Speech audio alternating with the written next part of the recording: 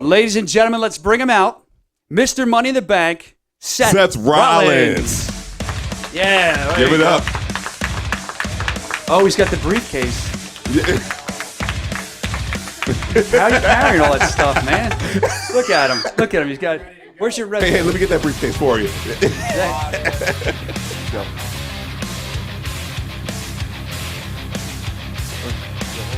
Yeah, I think I can manage. You look at have a seat. Yeah, let's pretty sit. You're sore probably right now. tired. Have a seat. Let's sit. Please Let's sit. relax. Let's Yeah. enjoy ourselves. Let's put that money bank right Take there. a little Kick sip back. of this here. Go ahead. What do you drink? Coffee there? You got some good iHeartMedia coffee? A little coffee and cream, you know. All right. Get the morning off started good. There you go. No Red Bull, huh? No, man, I don't need all those chemicals. No, you're not a Red No, Bull guy? no, God, no. I just need a little caffeine and some cream. That's it. You got it, Real man. basic, down to earth. I'm a normal dude. He's a very normal dude, it seems, except for this briefcase. Can we look at that real quick? Show everybody. It's pretty beat up. It's pretty beat up. That must a couple of them right are probably there. your head marks, or they or It's someone else's. beautiful, okay? It is not beat up. It has got character. Oh, that thing's heavy. Yeah. Brick in there. It's You there's, should put a brick in There's there. something in there. Hey, I might have a brick in there for you later on. All right, guys. So this is exciting. You're in town after a great show last night with Raw for SmackDown, the 15th anniversary. It's huge. That's huge, right? 15 years. I've been watching the whole time. We've been running for 15 years, SmackDown. That's pretty impressive. really I remember I was 13 years old when it debuted. Yeah. And I remember the very first main event of SmackDown. So do I. Triple H versus The Rock with With the Shawn super Michaels. kick. Yeah. Shawn was the referee. And I remember Rock was going for the elbow and bam, right That's out right. of the sky. Just got jacked in the jaw. That's what you get, Rocky. Stick your nose where it doesn't belong. Yeah, well, yeah. Keep showing up on Raw. I'm going to talk about Taking that. my time up. That's it. I want to talk about I got first. a briefcase. I got a cinder block standing by. He does, and you can see it's been used a lot too. But let's rewind for a second. You go back, you're talking about, obviously, if I guess you guys watched last night, The Rock showed up on Raw. And I don't want to talk about him too much because I want to talk about you guys. But there's been guys in the past that have complained a little bit on TV saying they don't like, I think you're kind of joking there about him taking TV time away from you. But, I mean, does that really bother you at all that he just shows up? Or, I mean, is it open arms? You welcome him? I mean, there's a little bit of resentment there. There's got to be, but it's mostly envy because we all want to have the level of success that he has. We want to have the ability to walk into a room and, be as well received as he was. Although he did take the cheap route, I think, by just talking about all the boroughs and wearing his little Brooklyn jacket. But that's The Rock. Cheap plugs. That's how he does his thing. You don't see me running in here in an Eagles jersey and all that. And I'm all about buying in, not selling out. So, Hey, but wearing Eagles jersey is not a bad thing. hey, I'm not from Philly. By all means, support your team that you love and that you know what I mean, that you stand by. But not to start a war here, but I'm a Bears fan, so. I would be in here in my Cutler jersey. I got to ask you something. I feel like I've read this before. Maybe I heard you talk about it.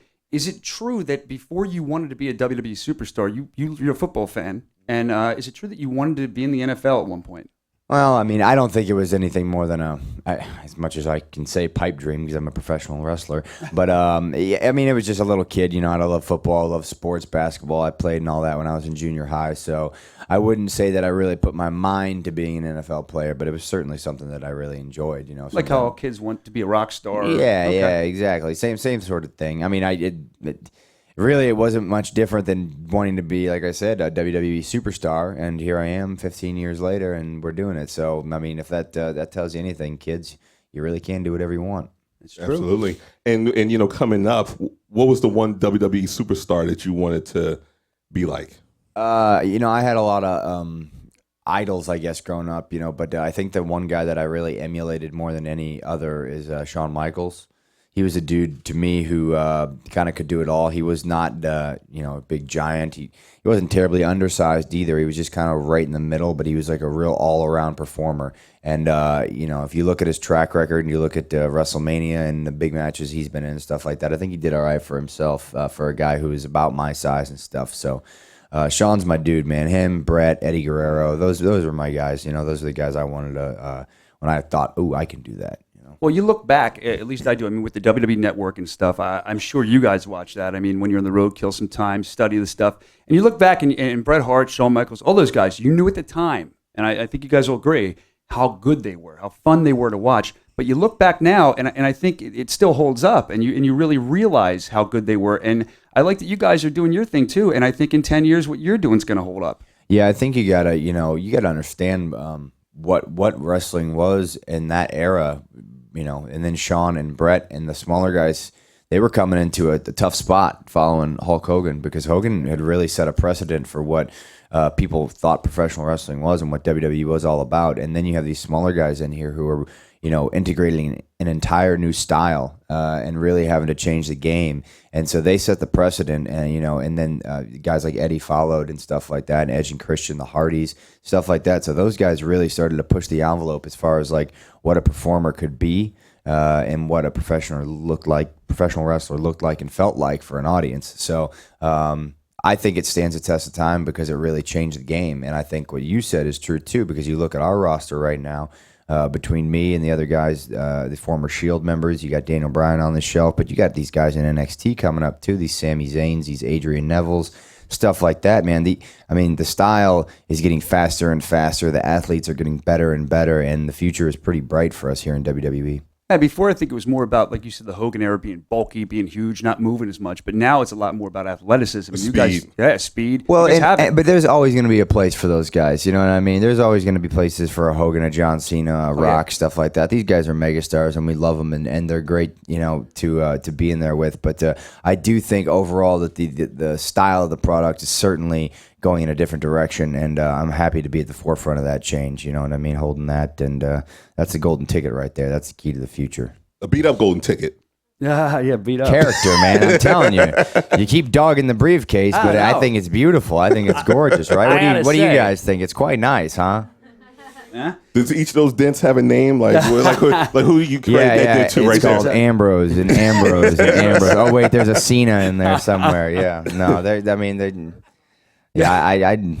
I'll drop anybody who gets in my way. You have been doing a good job of that, and I told you before we came out here, we spoke at WrestleMania this year, and I remember talking to you about the hair dye, which I love. Let me see, turn your head.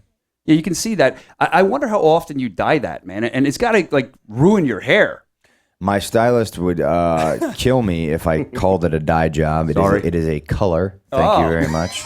It is not a dye. It is a color. But yeah, no, I do it maybe once a month, every 2 months, 6 weeks, somewhere in there. And it definitely kills my hair. As you can tell, I'm very dark on one side and bright white on the other. And if you've noticed, if you've watched it over the past couple of years, it's certainly a little bit of breakage going on over there. But there's nothing you can do. It's just what it is.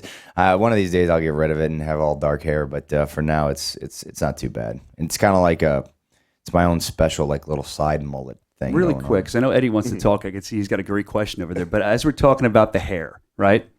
Now, I don't want to get too personal, but I believe that you are taken. I believe you have a fiance or a girlfriend, correct? That is correct. A lot's going to upset a lot of people watching on live stream and a lot of women here. But sorry, ladies. But my question is, I often ask my fiance. We look at guys on TV, and I say, look, if I was making big money in the WWE, and I had to look like the Wyatt family, or I had to have the hair dye job of Seth Rollins. Color Job of Seth Rollins. My bad. Would you be okay with that? And her response, and she's not all about money, but she must be, because she's usually like, well, if you're making that kind of money, it looks cool. If not, you look like a fool. Wait, so let me ask you this: she's a woman, right? Yes. So she's not all about money? I didn't think she was. I guess not. No, I'm just playing. I'm just playing. All the women stop liking you now. That's what you need. My girl is pretty cool, man. She doesn't like the hair. Actually, she prefers it all one color, but like she gets it, so it's not a big thing. She's my stylist too. She does the that's hair. your stylist. Yeah, she does the deal. So wow, so I have to kind of like, come on, we got to get this done. A little less color each and time. she gets picky when the roots, like right now, the roots are kind of, I don't know what my part's doing right now, so you can't really see, but like, yeah, the roots are like an inch long, so she gets like she needs to get in there and fix it, So that's good. She's cool, yeah, and it's cool, and I get it. I mean, I don't look like a Wyatt, I don't think, right? You don't want I think that. I'm pretty okay. So I think she's just fine. Okay. I don't know why I was wondering about that, but I always see it. And I'm like, he dyes his hair a lot. Yeah, Colors yeah. his hair a lot. Color job. It might be different if like half my beard or I took an eyebrow blonde or something like that. You know do what you I gotta mean? do. Nah, don't do that. Yeah, or Pretty soon you'll have to shave it. It'll be like half and half. yeah, or I'm Okay. like, I'd have like the Skrillex look or something like that. Like just rip out half my hair. Oh man. Who knows? So we're talking about the WWE Network. You can get it $9.99 a month, and looking back at WWE history, Four Horsemen, NWA, DX, Freebirds. the Shield, the Freebirds, the Shield. Talk about you guys. I know you're beefing now, but you guys' impact as far as like the factions. Trio. Oh, I mean, you know what? The fact that we're even mentioned among those groups is pretty humbling and impressive as well. You know what I mean? Especially if you consider, you look at the Four Horsemen in all their incarnations, they put in a good bit of time. You know what I'm saying? Same with the Freebirds. They were around for quite a while, running, the Southern Territories and stuff like that. So, DX, again, had long runs. I mean, the Shield is only around for, 2 years? Did a lot too. Yeah, and we did a lot in 2 years. And I think the fact that people even take those 2 years and put them up against, the reputations of those other groups, that really says a lot about what we were able to accomplish in that short period of time. And I really think, looking back on it now, it was certainly the shot in the arm that the WWE needed to kind of just kickstart a little bit of a revolution. Things were, not that they were getting stale or boring or anything like that, but man, there's just, whenever we came out, whenever the music hit and we came through the crowd, there was just a different electricity. There was just a different vibe when we were on the television or, whatever manner you were watching. But it's definitely something 2 years I'm very proud of, and I'm happy to say we certainly left a scar on the WWE for sure. And with you guys doing things differently, whose idea was it to do the whole from the crowd into the ring? Because that's something that's I can't even tell you one person that came up with the idea. It was literally just, if you remember our debut at Survivor Series a couple years back, we came through the crowd to attack Ryback, and that was just kind of what happened. Like, that was where we were jumping guys through the crowd, and it just became one of those things where it was like, I guess we're just going to be the Sandman now, and we're just without the beer and the cigarette. Yeah, we're just coming through. No kendo stick and Budweiser, but we're coming through the crowd, and we're just gonna kick some butt, take some names. Really quickly, two things. One, walking through the crowd. I saw an excellent article on this the other day on the internet. I think it was Dean, maybe last week. It would have been something he was doing with you or Cena, but he went through the crowd and the fan grabbed him. We've seen that before. How much of a problem is that coming through the crowd? How much? I mean, I know you guys are in your zone, but does that happen quite often? I mean, you would be actually surprised at how little it happened. I always expected it to happen more, especially in like the bigger cities. Like, when we would be up in the crowd, for example, here in Philly at the Wells Fargo Center, man, you guys are nuts, all right? You're wild fans. Big fans. And so, what people don't understand is it's not like we're up there at the exact moment of our entrance and we just happen to be that. You know what I mean? Like, we have to go up there and stand for a good little while. And once people see that, they start coming and crowding around, and like, it becomes a spectacle unto itself. And then we have like 5 security guards over there, like creating a wall so we don't get mobbed and hassled. So that part actually was more hectic than the entrance itself. Once the music was going and we were down the steps and all that, everyone was just, I think, stoked to be like a part of the entrance. You know what I mean? That's So true. like, we only got a fair share of like, hard pats on the back or something like that. And every once in a while there'd be like a real drunk idiot who would like step into the aisle, but clear him out. But here's the thing, right? He would be sitting and like looking up, and then all of a sudden he would pop out like this, but he would have no plan. He would have no plan. That's all he would do. He would just pop out like, I'm here, and then he's like, oh crap. what do I do now? What I do now, and before he has a second to think, one of our amazing security guards would just doom. Clear 'em out. Done. And it's awesome too, because one of them is a woman.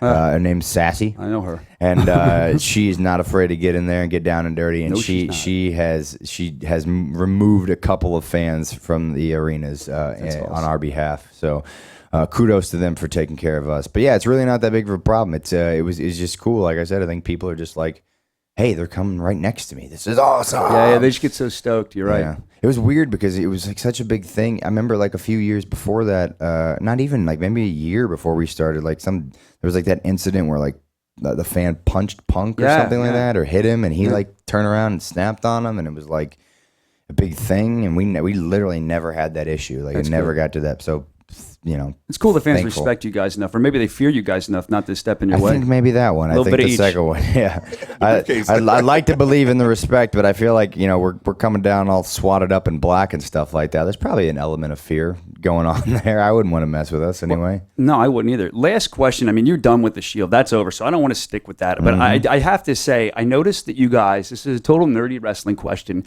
but I noticed that you guys, when you were in the ring, we were talking about the birds or the Freebirds. You guys were doing that deal. Is that borrowed from the Freebirds, or you just do that because that's popular now, the fist bump? Is that where I it came don't know where the fit. So the Freebirds thing was a little bit different. It was like the knucks, yeah. right? The knuckles. We were doing the bump. fists, and I don't really even know how the fists started. I feel like it just was an organic thing that happened one time where we like put our fists together, and it was just like. It was just like, oh, that's cool. Let's do that now. You know what I mean? It worked. And that's kind of how a lot of stuff happened with the Shield. Really, like the crowd thing. Again, something we didn't think about. Even the outfits kind of just came together and stuff like that. It wasn't really a total conscious decision of like, hey, let's all wear SWAT vests and stuff like that. It was like, because I mean, if you remember the debut again, we're talking 2 years ago, over 2 years, but we had turtlenecks. We came out in these hideous turtlenecks. Look like very ECW Atlas security. These very unimposing black turtlenecks. We look like thespians. and we knew immediately we were changing that look up, but we didn't really have we didn't really collaborate too much. We were all just kind of like, hey, I think let's just try this and this and this, and then stuff just stuck. And it's one of those kind of magical periods, and where everything we did was just money, man. And we couldn't mess up. We couldn't have a bad 6-man tag team match. We couldn't. It was just impossible. You guys are killing it. And let's be honest, before I throw it back over to Eddie, I mean, I know you said it was organic and it wasn't the Freebirds, but Michael Hayes actually paid me $100 to bring his name up because he's watching and he's very excited. I'm sure that we mentioned him, and P.S. You watching right now? He's Is this moonwalking. you? Did you do this? He's moonwalking somewhere. Did you set me up? He's in his fanny pack. He's probably wearing a bright. Just $100. Yeah, well, He's cheap. Let's be real. P.S. is cheap. All right. My wife was a big fan of Total Divas. Oh, wonderful. She has me watching that on Sunday nights. Me too. And the Divas, a lot of their dudes have taken a shot at getting in the ring. Has your fiance ever inquired about becoming a diva? Thank heavens, no. She, when I told her, I first met her, she was waitressing at a restaurant like 7 years ago. And when I told her I was a professional wrestler, and mind you, this was long before I was with the WWE. I was actually there watching an old WWE pay-per-view on a Sunday night. And when I told her I was a professional wrestler, she thought I was full of crap. She didn't believe me. She thought I was stupid. And I had to convince her that it was real. And then I had to convince her that it was actually worthwhile to date me because I was so poor at the time. But I think it all worked out for her. I think she's doing fine now. But no, thankfully, she's never really been a huge fan of it. I mean, she watches, to keep track of what I'm doing and stuff like that. But like, she's not a fan. She doesn't really care about it. So thankfully, no interest in getting in the ring. That is good. No interest in being on the road. That. None of that stuff. So she's at home working, just living her life, and it's a good time. But she seems, from what you're saying, even though she might not watch all the time, she seems very supportive. And I think, especially when you're coming up, like you said, you're poor, that support till you get to, even now, with you being on the road all the time, that support is probably very important. You need a strong woman, I would guess.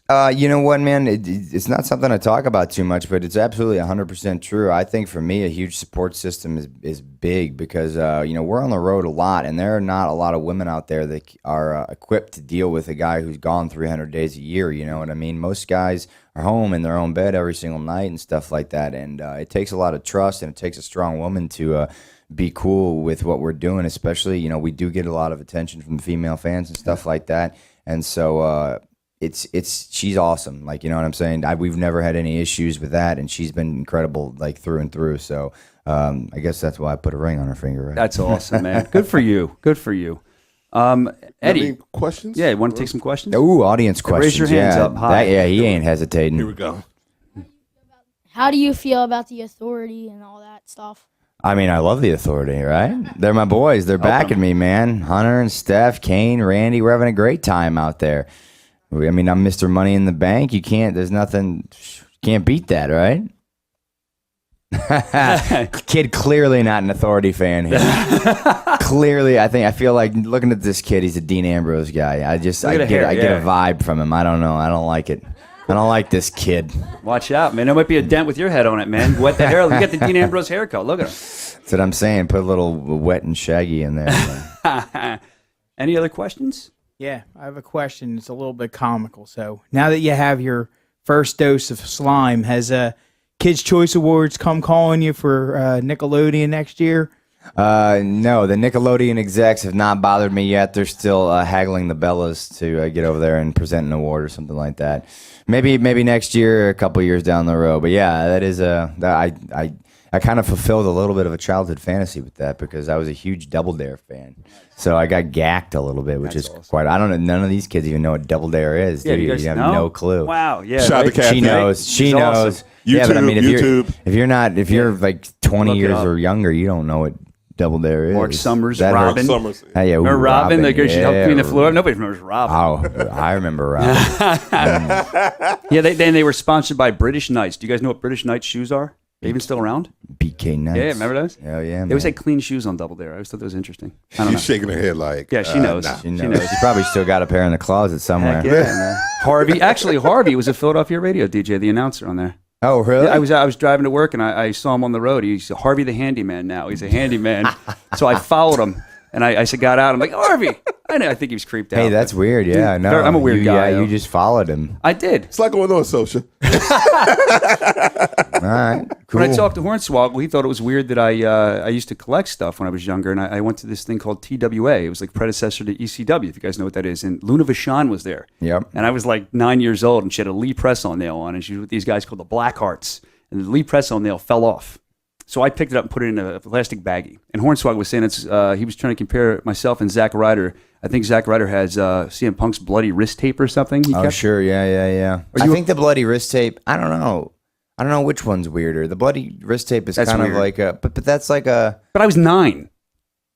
Okay, I don't know. The press-on nail, bloody wrist tape. I'm not a collector of anything. That's what I was going to ask you. I throw everything away. Yeah? I hate keeping stuff. Even your own stuff? I have very limited Seth Rollins stuff. I just don't like having things. Like I hate the hassle of it. I hate like going through my closet and just being like, there's too much stuff. So what would be the thing from your career that you would have kept that you're like proud of? Is there any like one thing that you are because I mean some guys love keeping things like mementos and First pair of boots Yeah, or anything. like Is there anything from your career at all? I have I've kept most of my gear, I guess.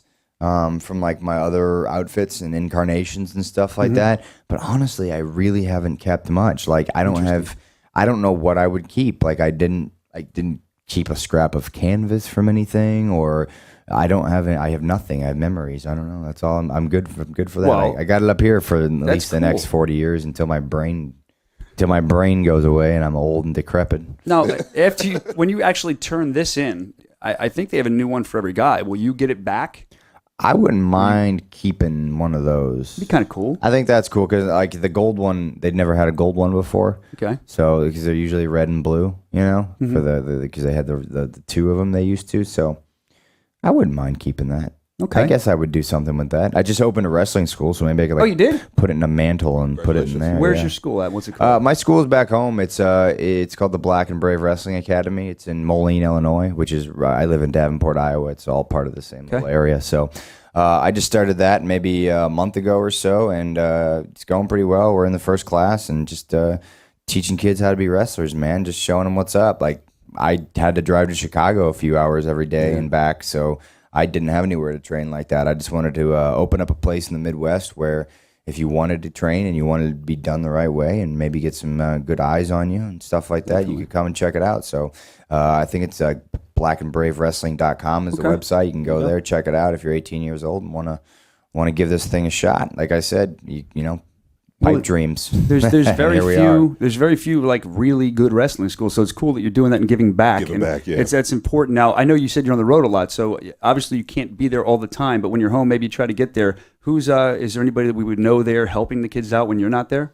I mean, I don't know if anybody would know them here. They're my two good friends, Merrick Brave and Shane Hollister. They're both huge They're big stars in the Midwest independent scene. Never caught a break, never worked with WWE or anything like that. But they're both extremely talented guys I broke in with, super good friends. And I'm there fairly often. The classes run like Tuesday, Wednesday, Thursday, and Wednesday, Thursdays are kind of like my home days usually. So I try to stop in and work out because it's at my CrossFit gym as well. So yeah, that's how you train, right? CrossFit? Yeah. So I try to just work out and hang out with them a little bit and show them the ropes. Man, you love wrestling, which is great. I mean, you have to love it, but obviously you don't want to be away from it when you're home. That's pretty amazing to me. Well, there's a balance, I think. You got when we're soaked up in this whole lifestyle, and it is a lifestyle, and you really have to be. You got to dive in head first to be successful in it. In my opinion, you got to have a real passion and a love for it, and that's with anything you do in life. If you really love something, that's how you're going to be successful at it. You know what I mean?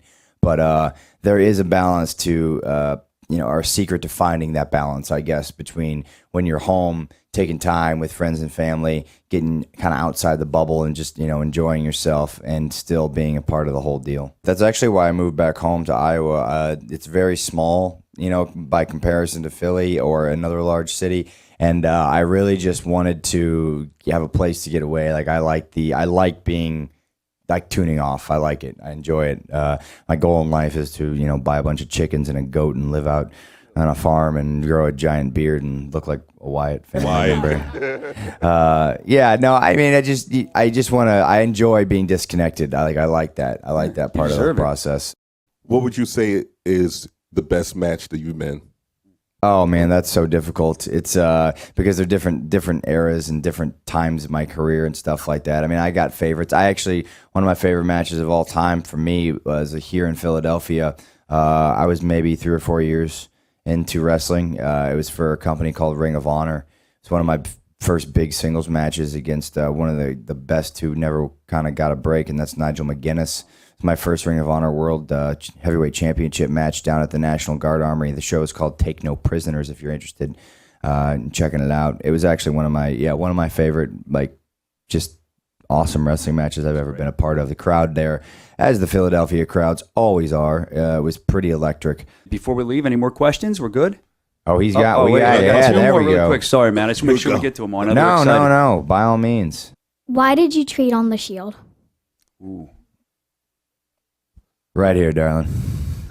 Right here. Look, you know what? The Shield was great, and we spent a good bit of time talking about him and stuff like that. But there comes a time in every man's career where he's got to make some decisions that affect if he's going to go this way or that way. And, after we beat Evolution 2 times in a row, there's really nowhere else for us to go as the Shield. Who else were we going to beat? And I didn't really feel like sharing the spotlight with those 2 guys anymore. Kind of wanted to do things on my own. I've always said my goal in this business is to be the absolute best of all time, not one of the best. So I didn't want to stand around, and have to live with people telling me, oh, Roman Reigns is the next big thing. Roman Reigns is this. So I kind of just kicked those guys out of the way. And now I'm the future right here. Wow. Answer your question good enough? Confidence. I love it. Wow. You love more than you bargained for there. The confidence, it's there, and I might make some people mad here, but we're speaking the truth. When this is cashed in, when you do it, I think it's going to be a big moment for you. We're looking forward to seeing it whenever that is. Thank you again for coming in. We really appreciate it. I know these guys, too. Let's give it up for Seth Rollins, Mr. Money in the Bank. Thank you. Thank you so much. And everybody on the web stream, I guess this is it. So you want to wave goodbye? Bye. Thanks for listening. Bye. Thanks for watching. We really appreciate it.